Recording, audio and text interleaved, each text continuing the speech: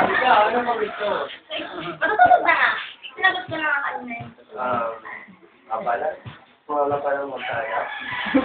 Experience naman, nakakasal naman. Siyempre, mahal naman kayo, di ba?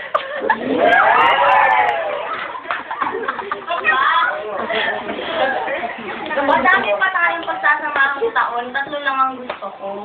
Pwede ay. Dami naman nun. Kaya, matignan naman ako.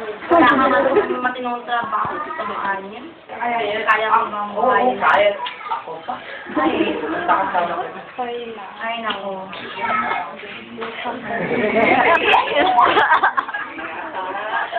Is ya.